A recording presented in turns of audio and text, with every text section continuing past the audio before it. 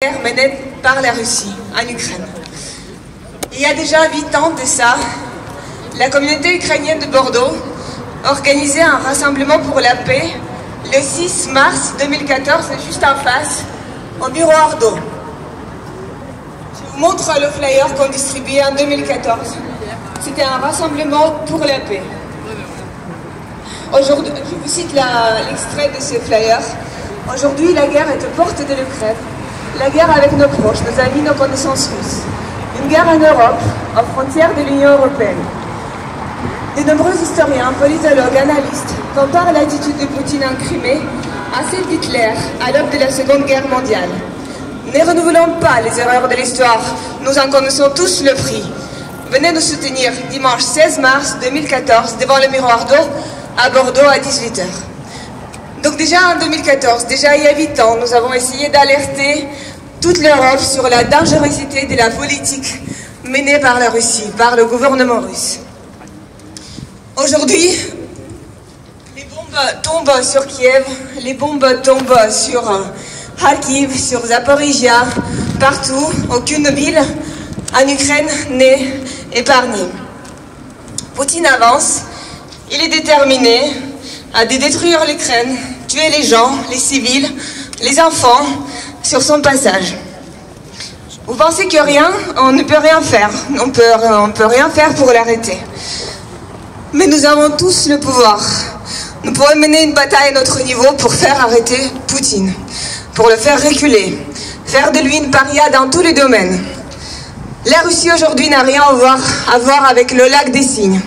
Ce n'est plus un grand pays avec une grande culture que la soft power russe essaye de nous présenter par tous les moyens.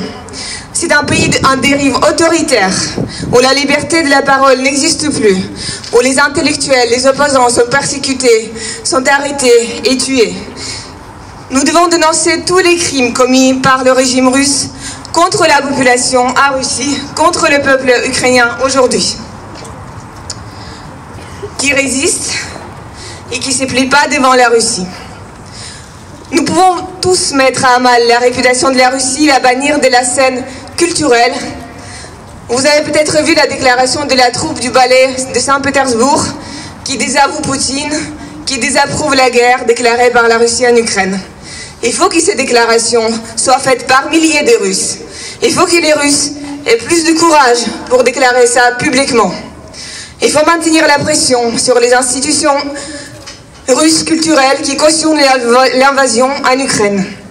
Il faut leur montrer qu'ils ne sont plus bienvenus en France s'ils gardent le silence et ne se prononcent ouvertement pas contre Poutine.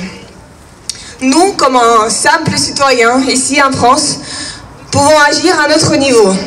C'est le moment aujourd'hui en France de lancer les pétitions pour dénoncer les places Stalingrad, les rues Lénine, tous les tyrans à qui Poutine voue le culte et érige à nouveau les statues en Russie. Notre bataille est autre, n'est pas accepter, ne pas faire tomber dans l'oubli tout ce qui se passe en Ukraine aujourd'hui et tout ce que la Russie a commis par le passé. Le devoir de la mémoire est très important. Aujourd'hui, la capitale de la liberté, c'est Kiev, où les gens se battent pour leur liberté et pour la vôtre.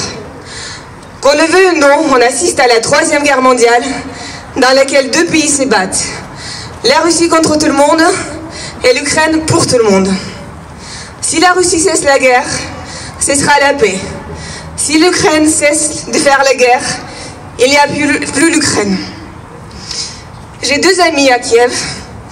La dernière fois que j'ai eu l'une d'entre elles par message, elle m'a dit en plaisantant que ça va de moins en moins bien puisqu'on ne trouve plus le vin des Bordeaux dans les rayons de supermarché. C'est aussi ça la force des Ukrainiens, la capacité de rire de tout, d'un peu de se moquer de tout, même aux pires situations et même aux pires moments de l'histoire. Une deuxième amie devait venir en France cet été avec sa famille, sa fille, qui a gagné le concours et qui devait réaliser un stage en France cet été. Je n'ai plus de nouvelles depuis quelques jours et je m'inquiète bien évidemment. Parfois, je n'ai même plus le temps d'écrire les messages parce que Nous ici, en tant que communauté ukrainienne, on mène notre bataille comme on peut, ici en France, pour les soutenir, pour mobiliser, alerter et soutenir, voilà, par tous les moyens, les Ukrainiens en Ukraine. Merci d'être là pour elle aujourd'hui, pour mes amis. Merci d'être là pour tout le peuple ukrainien aujourd'hui. Je conclue par la citation de la ministre de la Défense de la République. Soit l'Europe fait face, soit elle s'efface.